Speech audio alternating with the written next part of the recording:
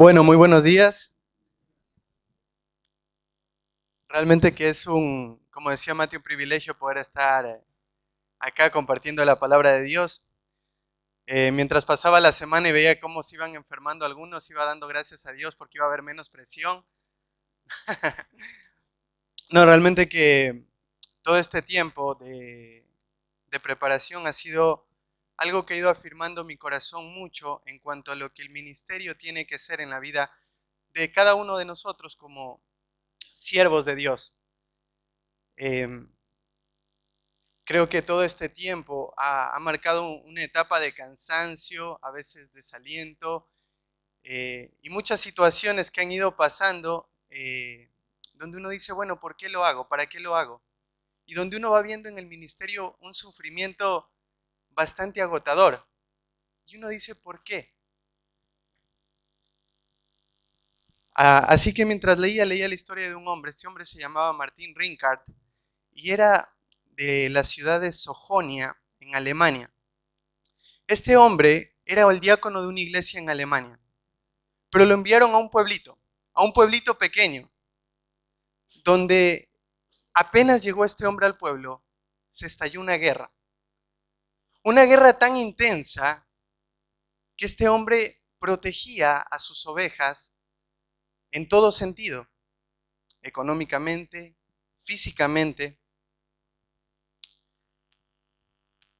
Pasó abrazando a su rebaño todo este tiempo de la guerra. Era un hombre que tuvo 3 trabajos. Aparte de sus 3 trabajos, cuidaba a los moribundos en el hospital y les predicaba de Cristo. Muchas veces lo que llegaba a su casa era muy poco alimento, y de ese poco alimento sacaba para seguir dándole a las personas de la iglesia. Pero eso no fue todo. En esta guerra murieron aproximadamente 8,000 personas y en el pueblo solamente había 8,500. Así que este pastor celebraba 40 funerales diarios.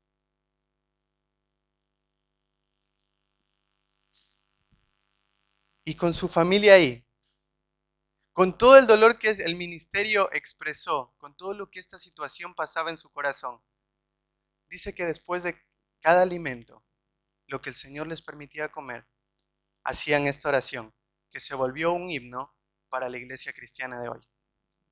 De boca y corazón load al Dios del cielo, pues diónos bendición, salud, paz y consuelo.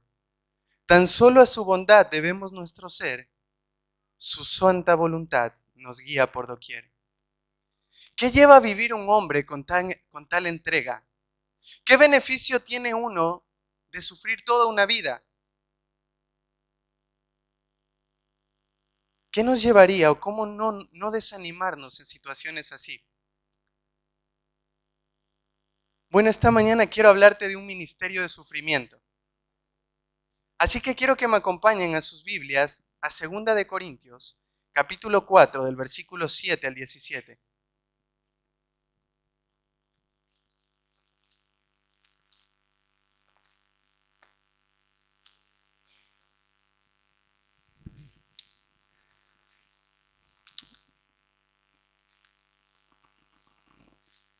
Dice así: 2 Corintios capítulo 4, versículos del 7 al 18, perdón.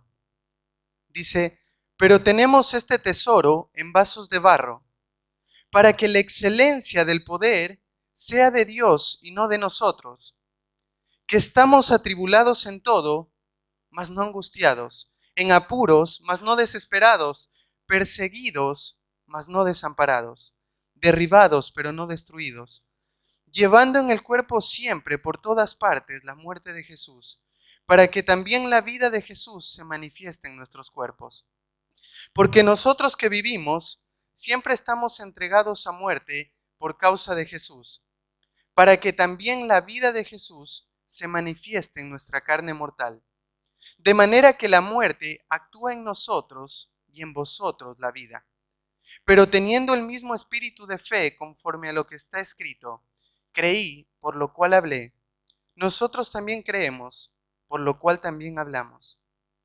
sabiendo que el que resucitó al Señor Jesús, a nosotros también nos resucitará con Jesús y nos presentará juntamente con vosotros. Porque todas estas cosas padecemos por amor a vosotros, para que abundando la gracia por medio de muchos, la acción de gracia sobreabunde para gloria de Dios. Por tanto, no desmayamos. Antes, aunque nuestro hombre exterior se va desgastando, el interior, no obstante, se renueva de día en día. Porque esta leve tribulación momentánea produce en nosotros un cada vez más excelente y eterno peso de gloria, no mirando nosotros las cosas que se ven, sino las que no se ven. Pues las cosas que se ven son temporales, pero las que no se ven son eternas. Permíteme darte un pequeño contexto de cómo esta carta llega a los Corintios. Mira, los Corintios era una ciudad principal, una ciudad que tenía muchos puertos, era una ciudad donde se movía mucho el comercio. La religión principal de ese lugar era la adoración a una diosa pagana, Afrodita. Y la forma de adorar a esta diosa era a través de todo tipo de inmoralidad sexual. Era tan contaminada y tan inmoral esta ciudad que hubo una expresión que se manejó en todo el mundo antiguo, que era corintizar. Esto significaba o reflejaba una sociedad que estaba volcada en las riquezas, el crimen y la inmoralidad. En este lugar Pablo decide fundar una iglesia. Pasa 1 año y medio en esta iglesia y pone líderes a cargo y pone la iglesia ahí. Decide volver a Éfeso y en Éfeso se entera de algo. Que esta iglesia había aceptado falsos maestros. Se habían metido dentro de la iglesia personas que estaban yendo en contra de las enseñanzas del apóstol Pablo. Así que Pablo, escuchando esta situación, corre a Corintio, hace su viaje a Corintio para hablar, lo cual lo conocemos. Ahí la carta de 2 Corintios nos dice que fue la visita dolorosa. Porque cuando llega a ese lugar, la iglesia lo rechaza. Inclusive uno de esos falsos maestros lo expulsa a Pablo de la iglesia. Pablo no luchó más y siguió su camino a Éfeso nuevamente. Y desde Éfeso escribe una carta que nosotros no la tenemos, pero como se la conoce como la carta severa. Envía esta carta con Tito para mostrarles que lo que estaban haciendo los corintios estaban mal. Y habían quedado en encontrarse con Tito en Troas. Cuando Pablo viaja a Troas, él empieza a predicar el evangelio y mucha gente se convierte. Pero él estaba angustiado, realmente anhelaba tener noticias de que esa iglesia estuviera mejor, así que decide dejar por un momento el ministerio en Troas y viaja a Macedonia para darle un encuentro a Tito. Cuando lo encuentra a Tito, se entera que muchos de la iglesia se habían arrepentido. Muchos de la iglesia se habían dado cuenta que lo que habían estado haciendo estaba completamente mal. Pero todavía había personas que cuestionaban la autoridad y el apostolado del apóstol Pablo. Así que se escribe 2 Corintios con ese propósito, para defender el apostolado de Pablo. También se escribe para recordarles a los corintios la necesidad de recoger las ofrendas para aquellos que estaban en necesidad en la iglesia de Jerusalén. Y por último, para confrontar a los falsos apóstoles y profetas que se estaban levantando dentro de la iglesia de Corinto.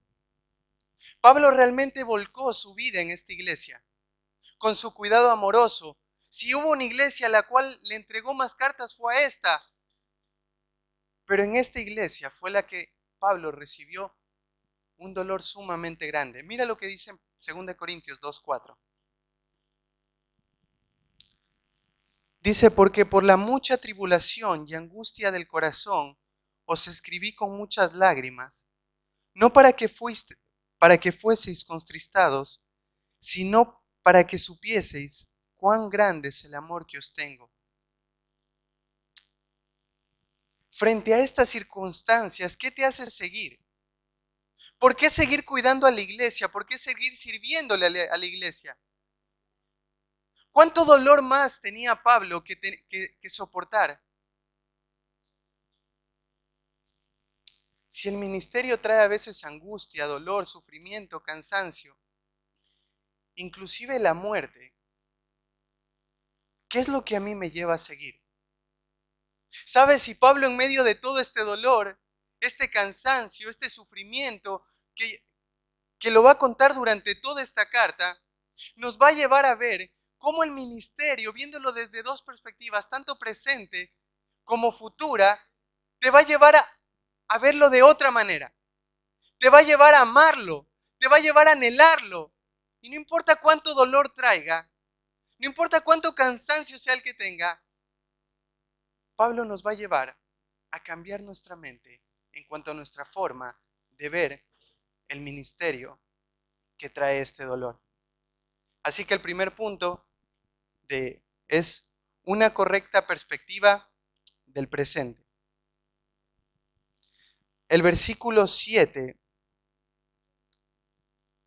dice, pero tenemos este tesoro en vasos de barro para que la excelencia del poder de Dios, para que la excelencia del poder sea de Dios y no de nosotros.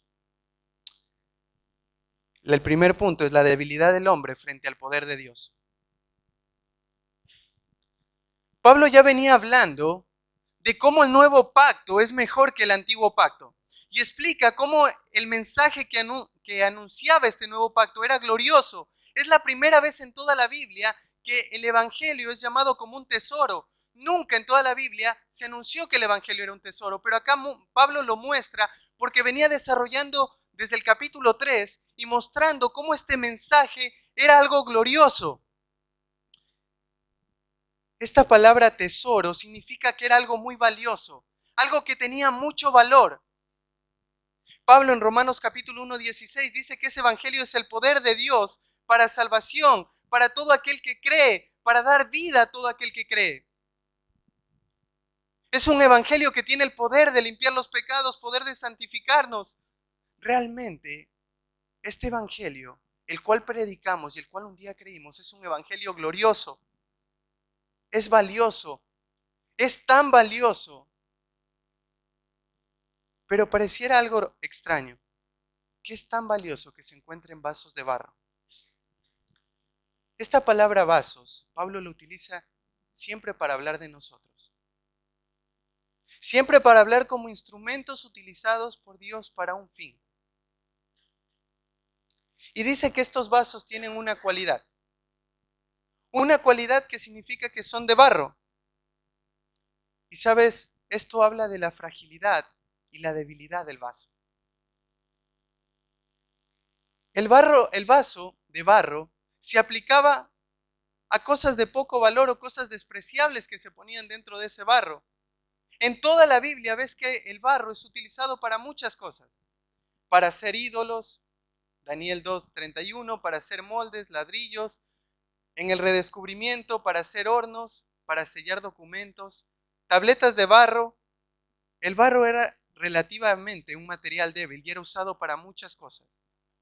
Pero al mismo tiempo, en los vasos de barros guardaban los tesoros más importantes, como joyas, oro, pero normalmente se usaba para tirar basura, desechos.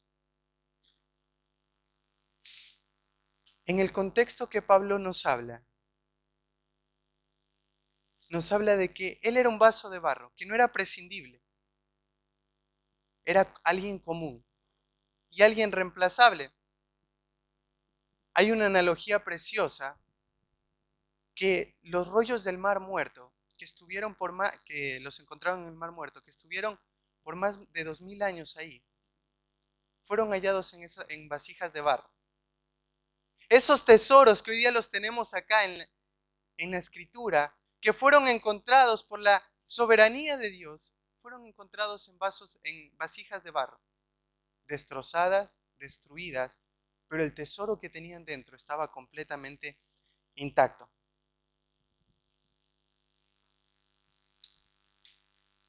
Cuando nosotros nos damos cuenta de las flaquezas que nosotros tenemos, de nuestra debilidad, de nuestra tendencia hacia el pecado, entendemos esta analogía. Porque cuando somos fuertes, cuando pensamos ser fuertes, terminamos siendo débiles. Cuando necesitamos tener valor, terminamos temiendo. Cuando debemos tener paciencia, terminamos siendo impacientes. Somos un vaso de barro. Pero qué privilegio tan grande que Dios nos haya escogido para llevar ese tesoro. Decía un predicador del año más o menos 300, Juan Crisóstomo, Pablo nos muestra que este mismo hecho es una de las pruebas más maravillosas del poder de Dios, que un vaso de barro pudiera llevar semejante esplendor y guardar semejante tesoro. Algo tan frágil, algo tan débil como nosotros, lleva algo tan glorioso y tan sublime como es el Evangelio. ¿Y por qué? ¿Para qué? Para que la excelencia del poder sea de Dios y no de nosotros. Dios decide utilizarnos a nosotros para que su poder sea exaltado, para que a través de nuestra debilidad su poder sea conocido, su evangelio sea exaltado Él y no nosotros, sea su obra y no la nuestra. Esta frase nos hace ver que en medio de nuestra debilidad su poder se hace manifiesto. La palabra excelencia se refiere a algo abundante, algo perfecto. Su poder es visible en nuestra debilidad. Cuando su palabra es predicada y veo lo pecador que soy, veo su poder a pesar de mi fragilidad y mi debilidad. Es lindo ver cómo Dios utiliza esos vasos frágiles para llevar este gran tesoro. Qué hermoso es descansar en este principio, en que la obra no depende de nosotros, sino que la obra depende de Dios, en que somos vasijas formadas por ese alfarero y que Dios nos va formando día a día para alcanzar sus propósitos, pero no para que la gloria sea nuestra. No hay obra tan grande que exalte al hombre, sino que exalta plenamente a Dios. Todo lo que uno produce, todo lo que uno ve, todos los frutos que el Señor te permite en la gracia ver, toda la gente que se ha convertido contigo, todas las personas que han escuchado un consejo, todos los cambios que has visto, todo ha sido por la gracia y el poder de ese Dios.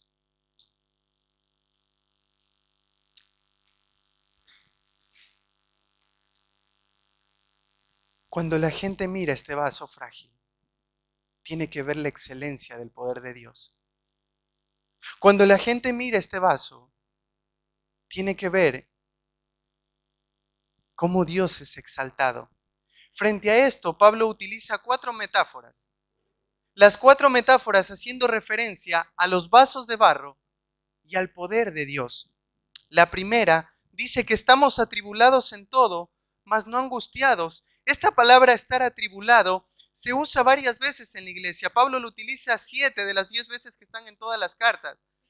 Y cada una de estas metáforas, estos verbos están en modo pasivo. Esto significa que el sujeto recibe la acción.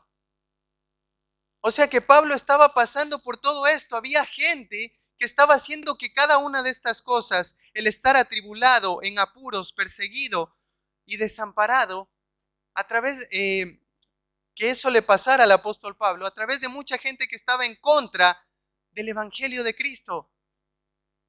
Entonces esta palabra atribulados se refiere a estar angustiado. Se la usa en Hebreos 11:37 y muestra cómo los héroes de la fe eran mártires. Era una palabra que traía angustia, un dolor profundo. En Mateo 7:14 se vuelve a repetir esta palabra donde dice angosto es el camino. Esta palabra angosto se refiere a eso mismo. Ese camino es un camino que atraviesa tribulaciones, dolor, angustia. Pero Pablo al mismo tiempo dice estamos atribulados, mas no angustiados. Y esta palabra angustiados significa perder la esperanza totalmente. Que ya no haya más esperanza. Pablo dice, por más que estamos en agonía, por más que estamos en dolor, nosotros no perdemos la esperanza. Dios obraba a través de las dificultades y el dolor que traían agonía a la vida de Pablo. Cada una de estas metáforas va a ir avanzando en el dolor que Pablo va a mostrarle a los corintios. Pero esto va a tener un propósito. En la segunda metáfora les dice, estamos en apuros, y esto significa, esta palabra hacía referencia a dudar. Dudar cuando no entiendes lo que está pasando, cuando la situación se vuelve tan dolorosa, donde no sabes, no tienes ninguna explicación, no sabes el porqué de las situaciones, no sabes el porqué de las cosas. Pero Pablo dice, estamos en esa forma, pero no estamos desesperados. Era que por más que no entendía por qué pasaban todas estas situaciones, Pablo no se desmoronaba. No caía. No perdía la esperanza.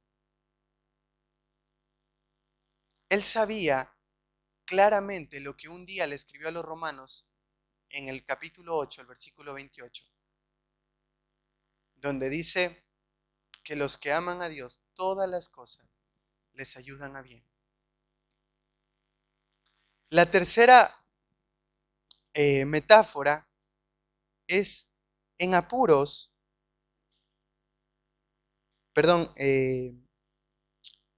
perseguidos, mas no desamparados. Y esta palabra perseguidos es la misma palabra que Pablo expresa en todas sus cartas cuando habla de que él fue un perseguidor de la iglesia. Cuando tú lees Hechos capítulo 8, ves que Pablo respiraba muerte. Él estaba dispuesto a matar a cualquiera que profesara a Cristo. No importaba si era hombre, si era mujer. Él respiraba muerte. Y es la misma palabra que usa. Habían personas que lo querían matar, había personas que lo querían asesinar. Y Pablo va a mostrar eso más adelante. Acompáñame un ratito a 2 de Timoteo, capítulo 3, versículo 12.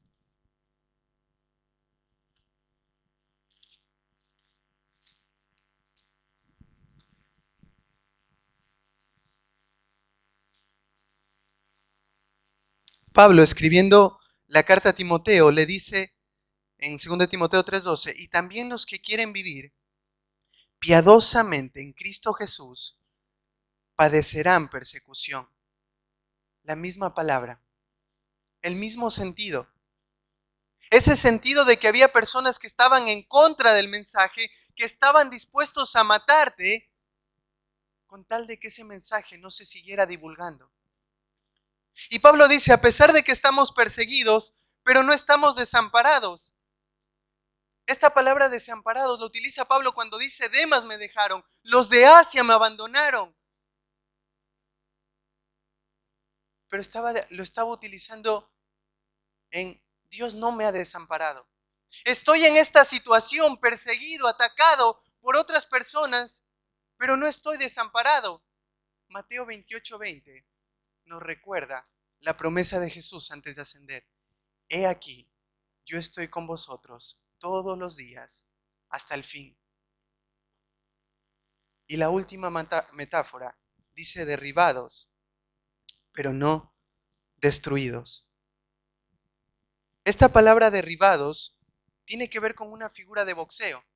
Cuando te están golpeando y caes al piso y quedas en el piso. Pero la siguiente, cuando dice, pero no destruidos, se refiere a que no se queda tirado, sino a que se levanta y sigue peleando. Cada una de estas metáforas nos lleva a ver cómo esos vasos de barro tan frágiles, que sufren dolor, que sufren angustia, se ve el poder de Dios en esas vidas. Se ve a Cristo magnificado y en vez de ver caras largas y rostros fruncidos, ven a Cristo obrando a través de ese hombre. Hudson Taylor, el primer misionero que fue al interior de la China, solía decir: todos los gigantes de Dios han sido hombres débiles que hicieron grandes cosas para Dios debido a que reconocieron que Él estaba con ellos. ¿Sabes? El primer principio que yo quiero que te lleves en cuanto a un ministerio de sufrimiento es entender la fragilidad que nosotros tenemos como vasija. Que somos fáciles de romper, somos fáciles de reemplazar, pero al mismo tiempo que Dios es glorificado en nuestra debilidad. Que Dios es exaltado aún en mis dolores más profundos. Como decía Pablo, porque cuando soy débil, entonces soy fuerte. Con toda razón me gloriaré más en mis debilidades, para que repose sobre mí el poder de Cristo. El segundo principio, muriendo físicamente para que otros vivan espiritualmente. Del versículo 10 al 12 dice así: llevando en el cuerpo siempre, por todas partes, la muerte de Jesús, para que también la vida de Jesús se manifieste en nuestros cuerpos. Porque nosotros que vivimos, siempre estamos entregados a muerte por causa de Jesús, para que también la vida de Jesús se manifieste en nuestra carne mortal. Las tres referencias que el apóstol Pablo hace en estos tres pasajes hablan del mismo principio. Menguar para que Cristo crezca, morir para que Cristo viva en mí. Como decía Pablo, con Cristo estoy juntamente crucificado y ya no vivo yo, mas Cristo vive en mí. Pablo dice, llevando en el cuerpo siempre por todas partes. Y cuando habla de por todas partes, habla de que en cada lugar donde Pablo estuvo, sufrió algún tipo de daño físico, emocional o espiritual. ¿Por qué? Acompáñame a Primera de Pedro, capítulo 2, el versículo 21.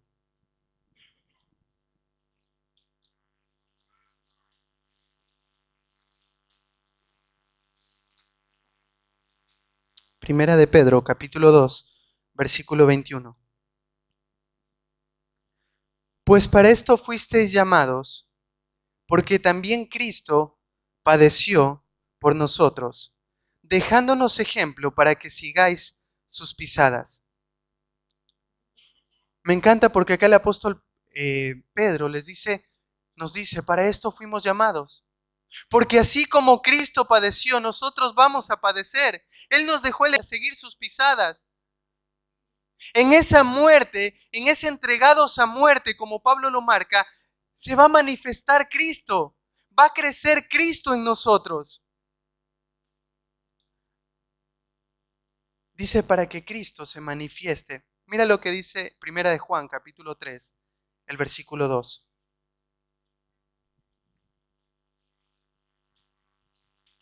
Dice, amados, ahora somos hijos de Dios y aún no se ha manifestado lo que hemos de ser. Pero sabemos que cuando Él se manifieste, seremos semejante a Él, porque le veremos tal como Él es. Cuando Él se manifieste, seremos semejantes a Él. Y este es el concepto y el principio que Pablo quería mostrar. El morir a nosotros, el morir a nuestros deseos, el morir cada día a nuestro egoísmo de pensar en nosotros, muchas veces lleva ese sufrimiento a estar entregados a muerte. ¿Y sabes lo que hace eso en nuestro corazón? conforma a Cristo. La gente cuando nos ve, cuando nos mira, deben de ver a Cristo en nosotros. Cristo debe de ser manifestado.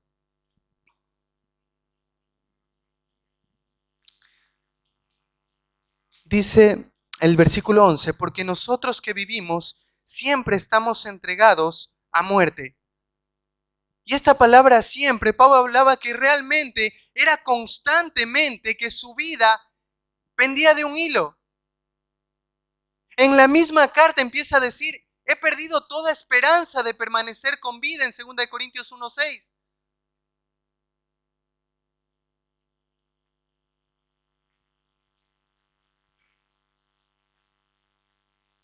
Somos entregados a muerte por causa de Cristo.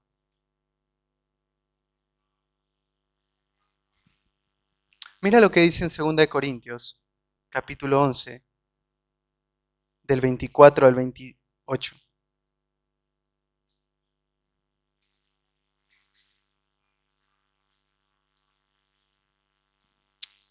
Dice así. De los judíos 5 veces he recibido 40 azotes menos uno. 3 veces he sido azotado con varas. 1 vez apedreado. 3 veces he padecido naufragio. 1 noche y 1 día he estado como náufrago en alta mar. En caminos muchas veces.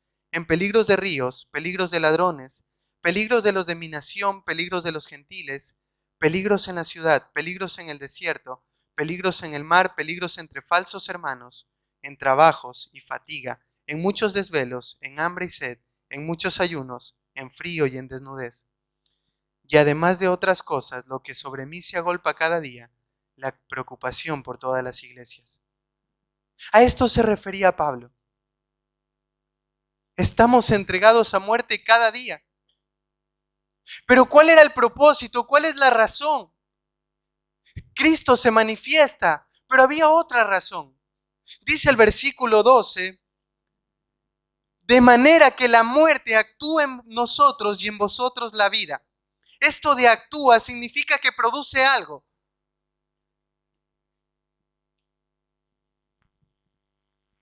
Por medio de la debilidad de Pablo, Cristo fue exhibido. Pablo dice, con Cristo estoy juntamente crucificado y ya no vivo yo, mas Cristo vive en mí. Lo que antes vivía en la carne, ahora lo vivo en la fe del Hijo de Dios, el cual me amó y se entregó a sí mismo por mí. Pablo dice, este pasaje se refiere a que la entrega, el sacrificio de Pablo, su muerte hacía que uno más reciba esa vida. La muerte física, el sufrimiento físico, hacía que los corintios pudieran recibir esa vida eterna. Muriendo en mi día a día, ser entregado, angustiado, golpeado para que otros conozcan la vida. Qué regalo más hermoso, dejar de pensar en nosotros para que esto traiga la muerte, para que uno más conozca de Cristo. No sé cuánto ánimo trae esto a tu vida.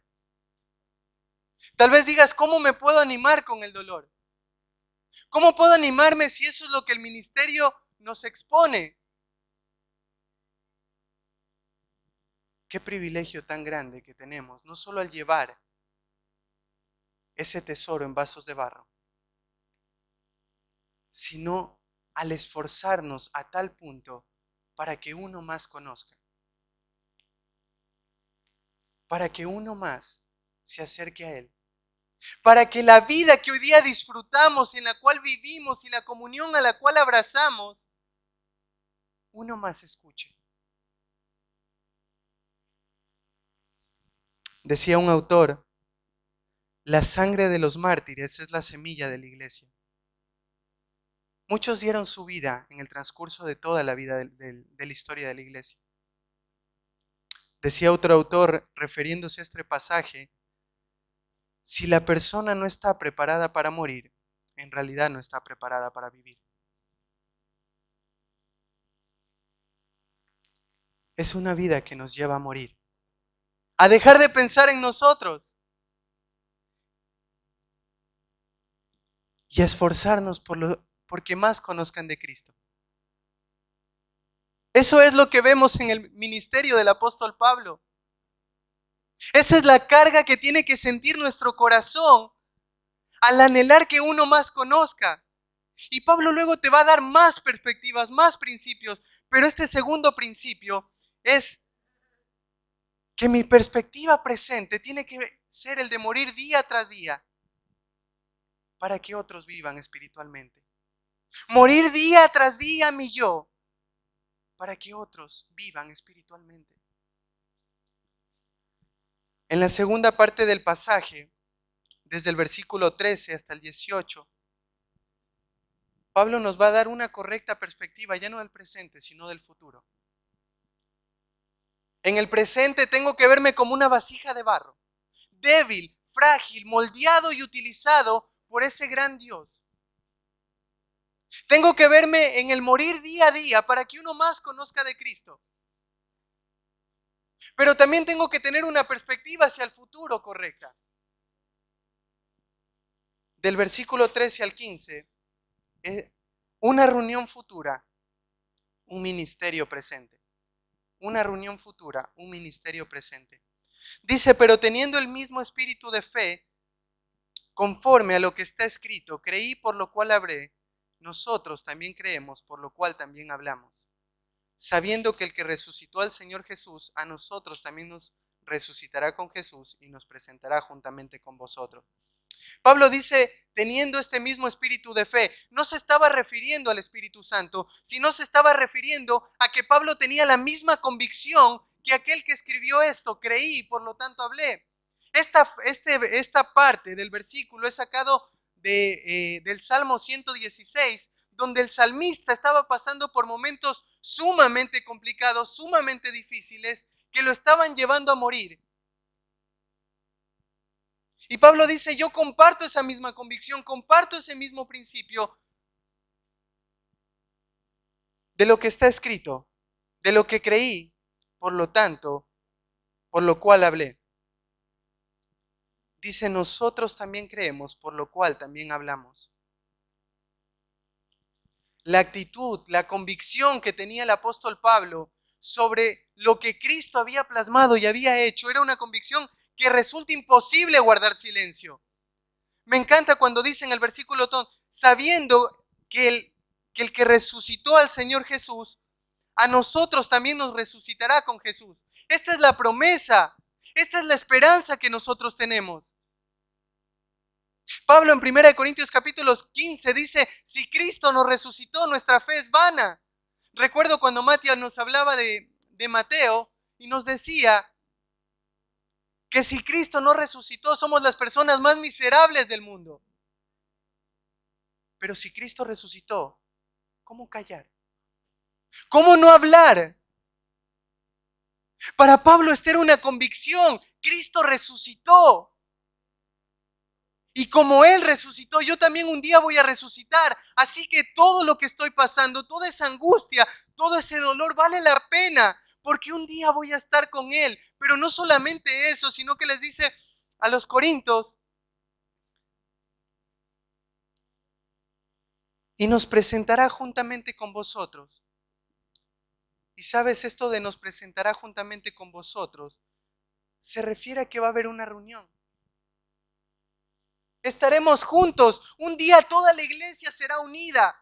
La iglesia durante todos los años, todas las personas que han creído, todas las personas que han padecido, que han muerto, que han entregado su vida, que han sido angustiados, abatidos, todos un día estaremos delante de Dios, reunidos, glorificando y alabando a ese gran Dios, el cual nos rescató. Qué preciosa convicción que el apóstol Pablo marca en su propio corazón. Porque es fácil humanamente dejar el ministerio por todo el peso que trae en tu espalda, por todo el dolor que venía trayendo el apóstol Pablo. Pero Pablo dice no. Hay algo más fuerte en mi corazón, hay algo más profundo, hay una convicción clara que esto tiene un propósito. Un día voy a resucitar. Y el dolor que hoy experimentamos, como Pablo mismo lo dice, no se va a comparar con la gloria que vamos a experimentar en el cielo.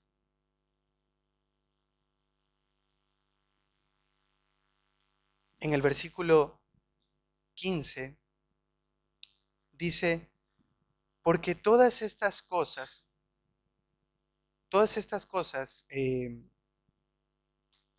padecemos por amor a vosotros, para que abundando la gracia por medio de muchos, la acción de gracia sobreabunde para gloria de Dios. La palabra padecemos no está en el original, pero está implícita por todo lo que se viene hablando. El versículo quedaría de esta manera: porque todas estas cosas suceden por causa vuestra. Todo lo que vengo pasando sucede por amor a ustedes, por causa de ustedes, para que la gracia que se multiplica por medio de más y más gente aumente la acción de gracia para la gloria de Dios. El punto era, nosotros creemos, por lo cual hablamos. Todo lo que estoy experimentando es por amor a ustedes. Entonces, la gracia es multiplicada. Cuando los cristianos vivimos con esta perspectiva acerca de lo que va a pasar en el futuro, esa gracia es multiplicada. ¿Cómo se multiplica la gracia? Predicando ese evangelio, el cual un día nosotros creímos. Amándolo y teniendo tal convicción de que no haya ninguna persona en el entorno donde tú estés que se atraviese alrededor nuestro en donde no compartamos nuestra fe. Esa era la convicción del apóstol Pablo.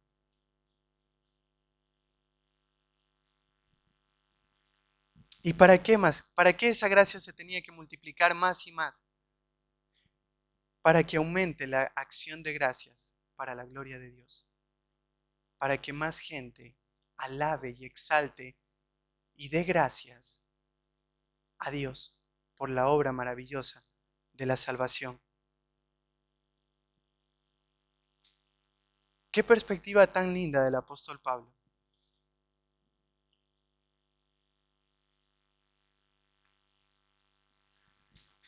Un hombre llamado Eugene Peterson decía, más y más gracia, más y más gente, más y más alabanza.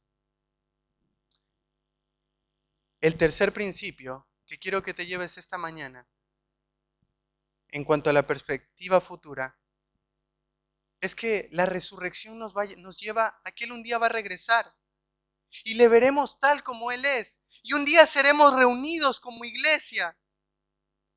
Esta convicción tiene que ser tan fuerte en nuestro corazón que tiene que resaltar esas palabras y decir, nosotros creímos, por lo cual también hablamos. Dios espera que todo creyente sea un testigo de la resurrección de Cristo, que sepa llevar al inconverso a los pies del Señor, que le sepa predicar y mostrar la excelencia y la plenitud de ese evangelio. Como creyentes debemos de anunciar las buenas nuevas de salvación a todo aquel que quiere y está dispuesto a escuchar.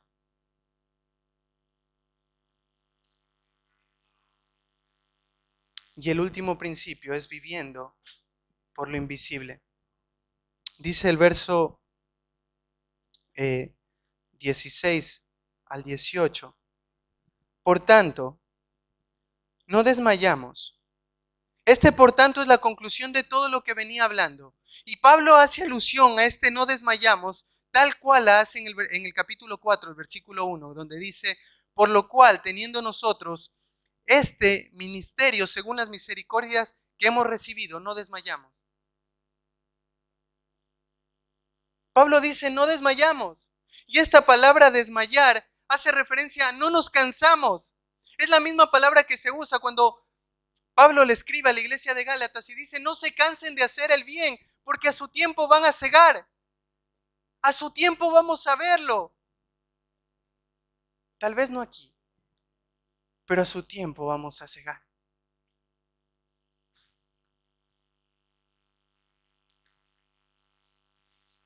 Dice, por tanto, no desmayemos. Antes, aunque este hombre exterior se va desgastando, cuando habla del hombre exterior, habla de la parte externa de tu cuerpo. Y esta palabra se va desgastando todas las veces que se usa. Es la palabra destruir. Dice, aunque este cuerpo se va destruyendo, la idea de este pasaje es apresurar el proceso normal del deterioro, del envejecimiento. ¿Qué lo llevaba a Pablo a apresurar ese proceso? Bueno, todas esas malas noches, todos esos golpes, las veces que les escribió a las iglesias, por ejemplo, en Gálatas 6, casi al finalizar, cuando le dice, en mi cuerpo llevo las marcas de Cristo, lo llevaba a ese deterioro, a destruir ese cuerpo exterior. No hablo de una mala administración del cuerpo, ni tampoco hablo de darle culto al cuerpo, pero sí ponernos en la perspectiva correcta, como dice en 1 Corintios 9:27, golpeo mi cuerpo para ponerlo en servidumbre. A veces esta carne no quiere obedecer. A veces esta carne es débil y se cansa y le salen ojeras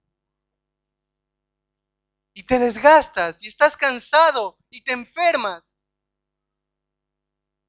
Pero aún así das un paso más. Das un paso más. Aunque Pablo no era un anciano, Pablo gastó todas sus energías en el ministerio, tanto por sus esfuerzos como el ritmo de vida que mantuvo, sin contar la gran cantidad de azotes y ataques que recibió de parte de sus enemigos. Si queremos vivir piadosamente, va a demandar esfuerzo, diligencia, sacrificio. Y esto va a acelerar el proceso de deterioro. Van a empezarte a salir canas, vas a empezar a perder el pelo, van a empezarte a salir arrugas.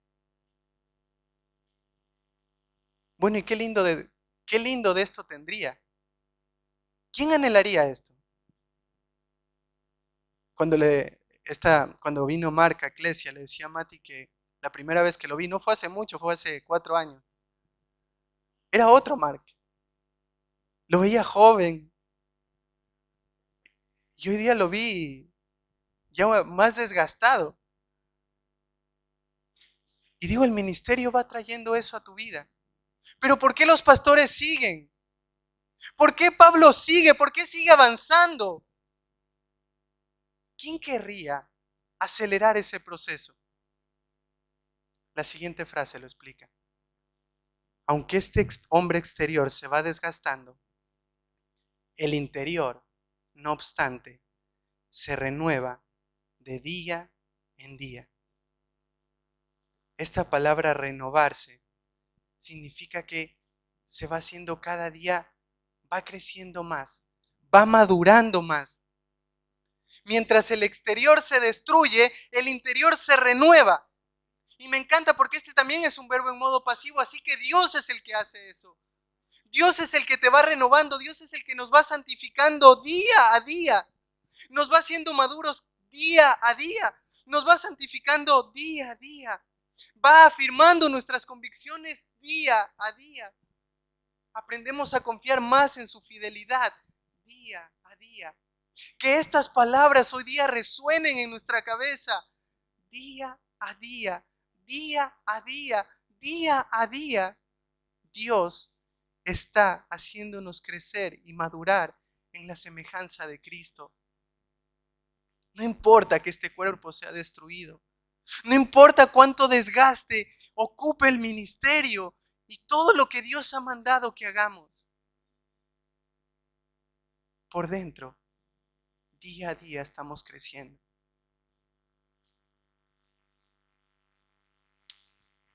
El verso 17 es impresionante, Porque primero te va a mostrar todo ese sacrificio y que no te fijes en tu cuerpo, no te fijes en lo pasajero.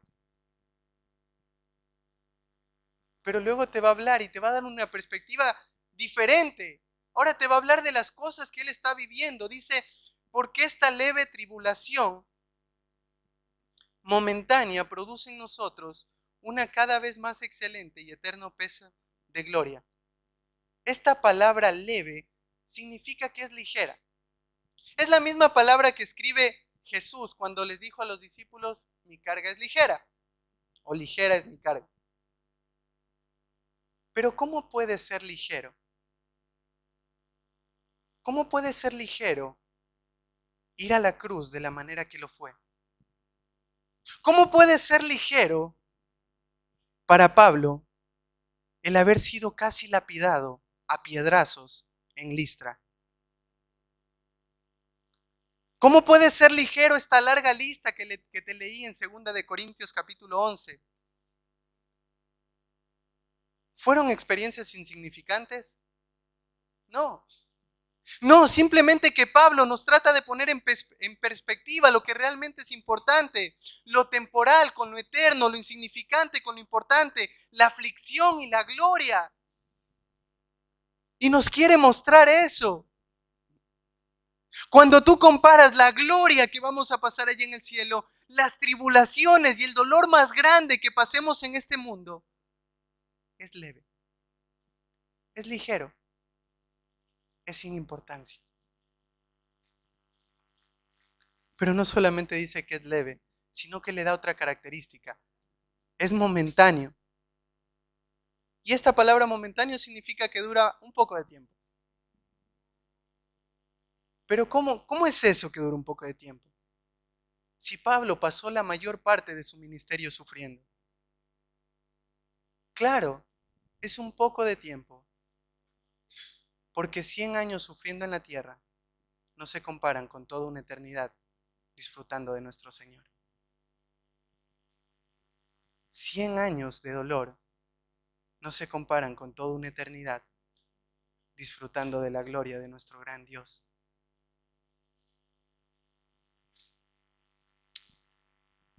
Produce en nosotros una cada vez más excelente y eterno peso de gloria.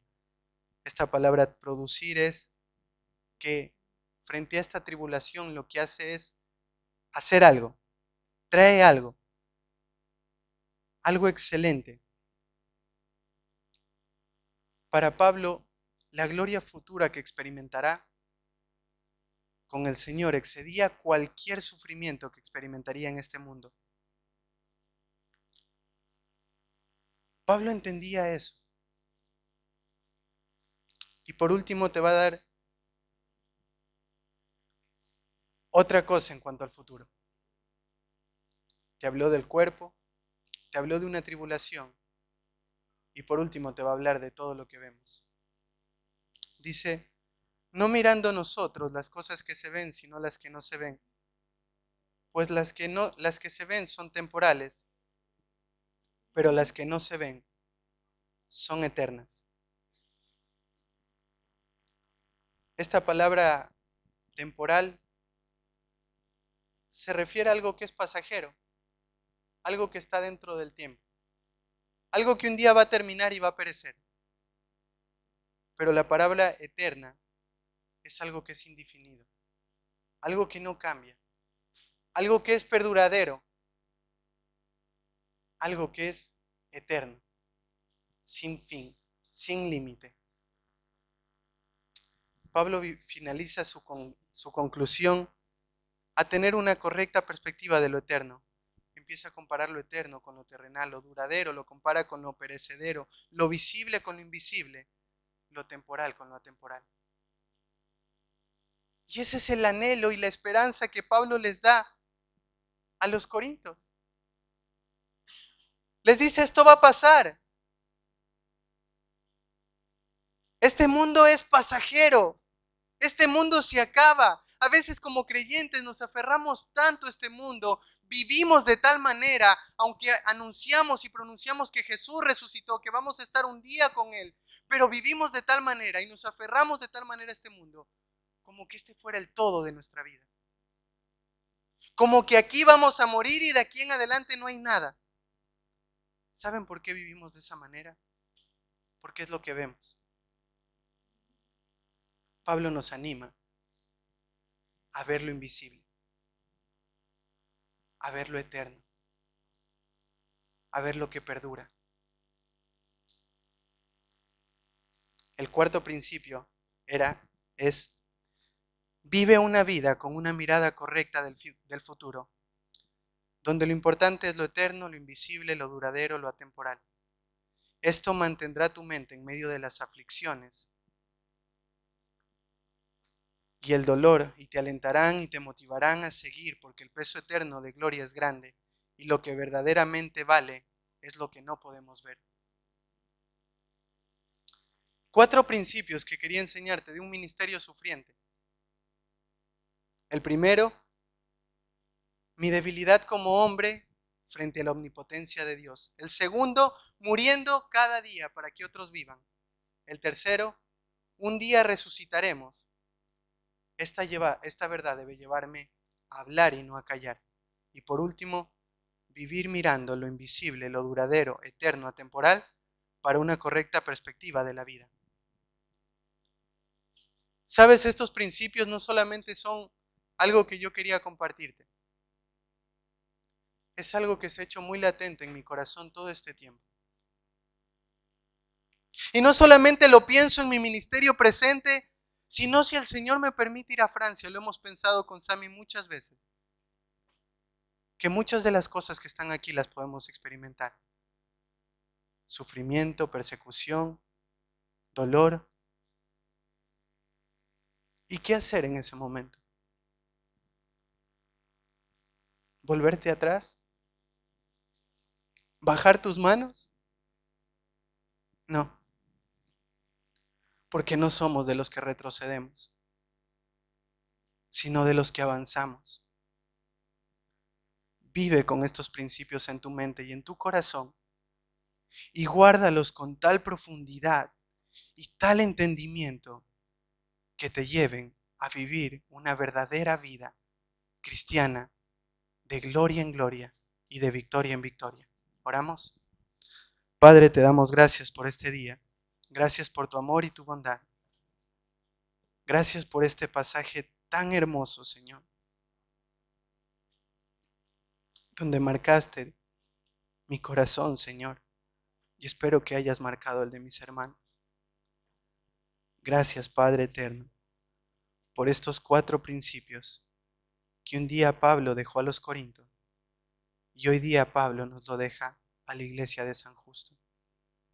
Gracias, mi Padre eterno y buen Dios, por el privilegio tan grande que tenemos de servirte, porque somos esos tesoros, esos vasos de barro que llevan ese tesoro tan sublime. Somos tan débiles, tan propensos a fracasar, a caer, y aún así te places en utilizarnos.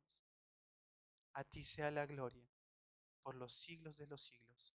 Amén.